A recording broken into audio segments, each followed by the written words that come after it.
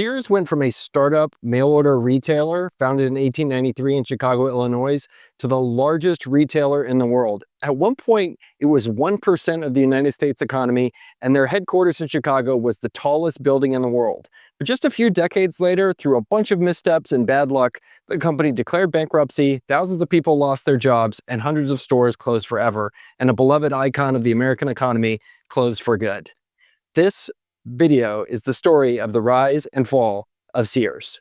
And if you stick around to the end, I will tell you why I am recording the intro to this video in front of a quilting store here in San Antonio, Texas.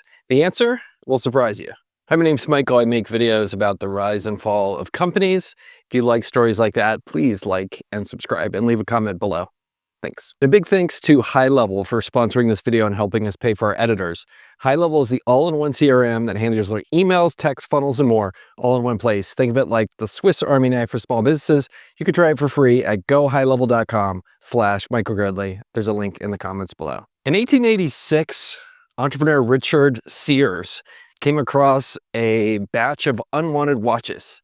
He bought them, sold them, and made a bit of a profit. And with the profit, he decided to go start a mail order catalog. And with partner Alva Roebuck, he started a catalog selling jewelry and watches via the mail, which was revolutionary at the time, to customers across the United States who were tired of overpaying for those things at their local general stores, which was typically the only place you could shop in those days. 7 years later, in 1893, the company had officially expanded to include things beyond jewelry to all kinds of household goods and hundreds of pages of merchandise, and named itself Sears, Roebuck and Company. And this burgeoning empire of Sears was made possible by the U.S. Postal Service. You see, in 1896, they had introduced rural free delivery, meaning almost everybody in the United States was accessible via mail. And then in 1913, they created a thing called parcel post, which allowed burgeoning mail order retailers like Sears to mail goods to people anywhere in the United States. And there was a financial panic in 1893, and panics happened a lot back then, even more than they do today. And Alva Roebuck, he got freaked out. And so something was really lucky about this for Sears, because him freaking out caused him to sell his shares to another guy. And this guy was named Julius Rosenwood. And for $75,000, he bought out Mr. Roebuck and he joined the company as vice president and treasurer. See, Richard Sears was your typical hustling sales guy, but he wasn't a great business builder, and he didn't have a lot of kind of detail-oriented sense that was required. But what Mr. Rosenwood brought in was this kind of stable hand and stable business thinking that had been lacking before. And it was going to be essential as Sears looked to its next growth trajectory to get even bigger. A combination of Rosenwood's operational genius and Sears' marketing genius together totally worked. By 1895, the company was doing $750,000 in annual sales, an astronomical sum. In 1906, Sears made history with the first IPO of a retail company. That's a going public, basically. They raised $40 million. You're like, $40 million, not that much money. Well, when this IPO was led by Goldman Sachs & Co., they raised $40 million, which in today's money is $1.3 billion. And this was money they were going to use to grow the company and make it really big. And that $40 million was going to go to build the infrastructure required to scale. The first thing they did was build a 40-acre colossal distribution center. And they did it in Chicago. And Chicago is a magical place in the United States. It is the one place where you can easily connect to everything in the Mississippi River Delta, so everything all the way down to New Orleans, as far west via train as all of the recently connected stuff out in California and beyond, and to the east and the factories there via water, via the Great Lakes and all the canals that way. And the perfect place for an ambitious company like Sears. Under Rosenwood and his operational acumen, growth continued basically to the stars.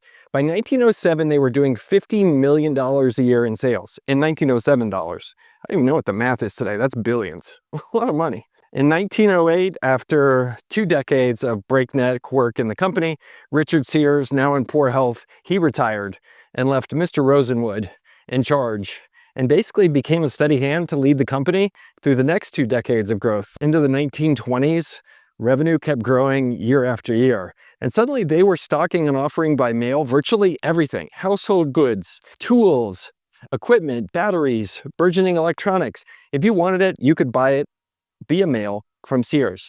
Oh, and they even went more than that. You could actually buy a house via Sears, and they sent them out, 75,000 of them over the next few decades. Just crazy. It was the original everything store. Then in what was close to his final act, Rosenwood showed his genius again. Knowing that the world was changing around the company and he was getting older, it was time to bring in some new blood to make sure that they could deal with the changing world around them. So in 1924, Rosenwood recruited a dynamic young former military officer, a guy named Robert E. Wood, who was a general. He had been assistant quartermaster of the United States Army during World War I, giving him unprecedented kind of knowledge of supply chains and logistics. And he was the ambitious guy who had a retail background, and he was perfect to come in to make sure that Sears was ready for the world that was coming. And one of the things that Wood saw was that the automobile was coming. The day of the horse was over, and people were going to change their buying habits because of this technological change. Instead of waiting for weeks for a mail order catalog to show up, you order the stuff and it maybe shows up eventually if it doesn't get stolen in the mail. People just hop in their cars and go buy it immediately. So in 1925, Wood convinced management at Sears to open the first Sears department store in Chicago. It was a radical idea for a company that had been built entirely on mail order. One of the things we talk about in business a lot is this thing called the innovator's dilemma. A lot of times, if you're a business and a technological or an innovation comes out, you have a choice to make. You can either ignore it or figure out how to meet it head on, even if that technological disruption is going to end your business. And in this case, Sears saw that retail was going to be something that would hurt its mail order business. But instead of letting somebody else take that business, they became the disruptor of their own business themselves. Well, and you'll see, it eventually paid off. And as I've talked about in other videos, being big helps you in retail. You have a lot of economies of scale that made things easier, and it gives you protection against competitors. But the other thing that Wood innovated on, and was one of the first of its kind, was for them as a retailer to start to introduce their own brands of trusted products. And a lot of the things you know of today, like Kidmore, Die Hard batteries, Allstate Insurance, Craftsman Tools, they came out of this era when Sears was creating their own brands as a way to make their business even stronger. Sears also made itself part of the American cultural fabric. Starting in 1933, around Christmas time, they started to send out a thing each year called the Wish Book. And this was an entire super catalog of all the things you might possibly want to buy for your loved ones during the holiday season. People would eagerly anticipate receiving this because it became a thing that told everybody the holidays were starting. All of these moves proved a magical combination. Trusted brands, a unique level of kind of sticking aroundness that the company had, catalogs that showed up in the mail that people trusted. It was a magical combination. By 1929, on the eve of the Great Depression, Sears was operating 300 stores nationally. The recession hit most retailers hard, but counterintuitively, it proved to be good for Sears. Under that time, they actually increased their sales and doubled their number of stores. And a big part of that was because they had doubled down on basic, essential, low-cost items that people could afford. In 1931, Sears retail sales exceeded their mail order sales for the first time, a sign of how far the chain had changed during those years. Then World War II started in the 40s and ended after that. And post-World War II, we saw a massive wave of suburbanization and a baby boom happening in the United States. Car culture was in full swing. We were on our way to have over 100 million cars on the road by the 1960s. And suburbs, well, they were coming, and they were coming hard. Sears was perfectly placed for this new America. By the mid-1950s, they had over 700 stores, and they had been opening them in suburbs across the United States. In fact, some of the stuff I read preparing for this video was that if you wanted to open a mall during this time, you were not going to do it unless you were able to make a deal with Sears to come in and be an anchor tenant for you. They were that big of a draw. By the mid-1960s, Sears was so dominant that they by themselves accounted for 1% of the economy of the United States. That was 1% of the gross domestic product. Never before and never since has one retailer been such a dominant force in the economy of the United States. As the 60s came to close, Sears management went and built the tallest building in the world, the Sears Tower in Chicago. And it will remain the tallest building in the world for nearly 25 years. And it was a physical representation of the dominance that Sears had on the American economy at that point in time. But that's when things started to go wrong for Sears. And the first of those things to go wrong was the emergence of discounters and new competition. Folks like Walmart, Target, Kmart, they came in and they competed on convenience and, worse yet, even lower prices than Sears. But made it worse was the other end of the spectrum, which is starting in the 60s and 70s, we started to see the rise of category killers. People like Circuit City, Toys R Us, and folks like that. They would come in and take what was just a corner of a Sears and make it their entire store. And suddenly they outcompeted Sears on selection and product knowledge, because it was impossible to have a Sears where somebody knew everything of every product. But at Toys R Us or Circuit City, well, you could do that. And I can remember my grandparents taking me to Sears in the 1980s. I'd be, 8 or 9 or 10 years old for a toy or something like that. And I'd ask, why didn't we go to Toys R Us? They had a better selection and felt more like home to me as a kid. And my grandparents, well, having grown up with Sears, they just kind of looked at me funny. And then we went to Sears anyway. So heading in the 1980s, Sears had been kind of magical because it had two magical leaders, Rosenwood and then Wood himself, who had seen disruptions and then changed the chain to react to those. But now facing this disruption from these other retailers, both on the high and low end, well, Sears had to react. And so they did. But instead of getting better at retail and focusing on the things that were threatening their core business, they decided to become a conglomerate. They went and bought a brokerage in the form of Dean Witter. They eventually got into the credit card business. They went and bought a residential brokerage. They got an insurance business. They kind of did everything except for focus on the core of their business, which was selling goods to Americans. In practice, this didn't save the business. It just made it harder to run. And Walmart eventually passed them in 1991 as the biggest retailer in the United States. Forced to confront this reality in the 1990s that, well, they needed some money and they weren't running things very well, Sears started to finally divest some of these things so they could focus on their core retail business. And they got rid of their brokerage and insurance arms by 1995. Eventually, the majority of profits for Sears were not coming from selling goods. They were coming from financing. And as they headed into the 2000s, in fact, in 2002, 60% of their profits were coming from financing. And there's a bunch of other companies that have gone through the same pattern where they eventually stop making money from their core business. They only make it from financing, folks like GE and stuff like that. Well, it's always a sign of bad things to come. But wait, it gets worse. In 1993, there was something about to come into the future of America and change everything. And that thing was the internet and e-commerce.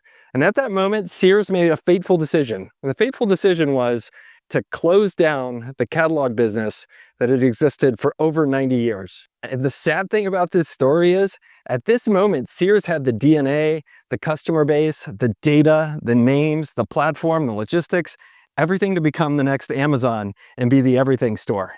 But at that moment, just as it was about to come, the future was about to start, they got out of the mail order business. And as the year 2000 came, Sears was in a place called stuck in the middle, as economists like to call it. They were in between the burgeoning world of e-commerce, discounters like Walmart and Target, and then category killers like Toys R Us and Circuit City and people like that. In other words, they weren't the best at anything. Somebody was better than them at every part of their business. By 2003, Sears needed cash. They sold their last highly profitable asset, their credit card business, to Citigroup for $3 billion in 2003. By the early 2000s, Sears was behind the eight ball. In the 1970s, they had missed the disruption that was coming from discounters. In the 1990s, they blew it on the internet and missed it. And it was going to take a miracle at this point to save the business. Then a guy stepped in who promised to be a white knight, a hedge fund manager named Eddie Lampert, who ran a hedge fund called ESL Holdings, stepped in and orchestrated an $11 billion merger of Kmart and Sears.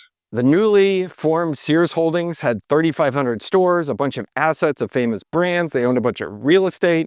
And Eddie Lampert was hailed as the next Warren Buffett, that he could come in and use his investing prowess to turn the chain around and make miracles happen. But there's a fun line in investing by Charlie Munger, one of my favorite thinkers in the space, where he says, you can mix raisins and turds, but you're still going to have turds. In this case, Kmart was kind of a turd, but it turns out so was Sears. And together, well, putting two turds together wasn't going to make a great business. Lampert had actually gotten into Kmart by buying its debt when it was about to declare bankruptcy. So this wasn't a good business being slapped on top of Sears. You're putting two pretty rough businesses together. And there was a second big problem, which is Lampert was a hedge fund manager. He was an MBA type and a numbers guy and a finance guy. He knew financial engineering. He wasn't a retailer, and he certainly wasn't a strategist. So this is one of those things in life, when you see people who know something, they're kind of like carpenters, right? Or everything to them looks like a nail, and they're the hammer. And the same thing happened here. Eddie Lampert, he started to run the financial engineering play. because that's what he knew. And remember, Lampert is a hedge fund manager. That means he's managing other people's money for them. And so the first thing he did was make a decision for Sears to take $5.8 billion from 2005 to 2010 and use that money not to improve the retail operations and modernize things and try to compete with the likes of Amazon. No, they went out on the open market and they started to buy shares of Sears for upwards of $150 or more at some points. And you know who that benefits when you do something like that?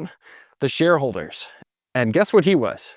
A shareholder. As we saw with some of the other companies like Bed Bath & Beyond on this channel, when you do that, you eat up your rainy day fund and it makes you not ready for the future, especially if that's a bad feature. And like many hedge fund managers, Eddie Lampert was a big believer that free market and the invisible hand and Adam Smith and all that kind of stuff was the way to make things happen. Some people described his management and business strategy as Ayn Rand running a business. And one of the first things he did was split Sears up into 30 independent silos that were supposed to use Mr. Market and dealing with each other and different P&Ls as a way to run the business much better than centralized Sears had been run before. But this free market experiment way of running a big business fundamentally didn't work. You had siloization, you had turf wars, you had bitter infighting, and you had people who weren't looking out for the best of the company. A famous example of this is one of the divisions stopped carrying Kenmore products, a Sears product, because the other division wouldn't sell it to them at a reasonable price. So you know what they did?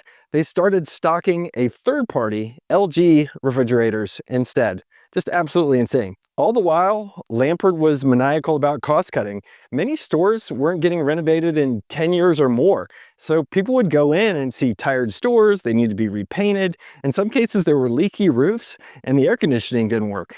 Man, not only did employees notice this stuff, but so did the customers. And Lampert famously rarely visited stores and rarely visited headquarters in Chicago. Instead, he preferred to run the company from his mansion in Florida. He would dial into weekly and daily meetings, preferring just to look at spreadsheets rather than see with his own two eyes what was going on in the stores.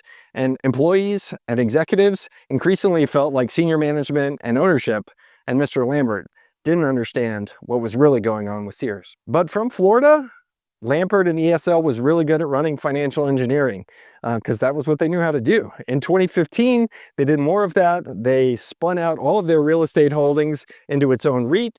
While that generated $2.9 billion for the company and put that on the balance sheet, well, basically it wasn't used to improve the company. And eventually it found its way both to Mr. Lampert's fund, Mr. Lampert, and to other shareholders. And they spun off or sold prized brands. They sold Craftsman to Stanley Black & Decker in 2017. They spun off Lands' End in 2014. And even Sears Canada was split off into its own company. And that went bankrupt eventually too. The company was day by day, year by year, dismembering itself. And while it was getting short-term cash, it was selling off valuable assets that would have been nice to keep the business going. And I remember at this time in the late 2010s, around 2017, going into the stores and there'd be nobody working there. And if there was, it was somebody who was untrained or a 17-year-old kid who didn't know anything about anything. I went in there and I kind of felt sad for Sears. And I think Mr. Lampert probably would have seen that if he'd have visited some stores. Numbers told the tale of the decline. While they made $1.5 billion in 2006, from 2011 to 2016, Sears lost $10.4 billion cumulatively. They were not doing good. While revenue was $50 billion in 2008, it had shrunk to $16 billion by 2017. In 2005, Amazon sales had been just 17% of what Sears's were, but by 2016, Amazon was doing $136 billion and Sears was doing $22 billion a year in sales. Just kind of an insult and rub salt in the wound from the early 90s decision for Sears to give up on their catalog business, which should have been a platform for a future internet business. Finally, in 2018, after, well, over 100 years in business, Sears declared Chapter 11 bankruptcy. They listed over $11 billion in liabilities and things they owed to other folks and under $7 billion in assets. It essentially had to do it because they were out of cash. And it was a sad end for something in Sears that had been a dominant part both of American economy and American life. It was part of our history. Down from, basically having 175,000 employees at its peak, over 4,000 stores, it was gone for good. It's natural in situations like this to figure out who's to blame. And I think the first place to look is ESL, the hedge fund that came in and made all this happen. That hedge fund, through the early years, through 2006, showed 29% annual returns, and also made Mr. Lampert a billionaire. By 2006, his net worth was estimated to be $3.6 billion. And the financial engineering done by ESL, well, basically had a big pattern of self-dealing.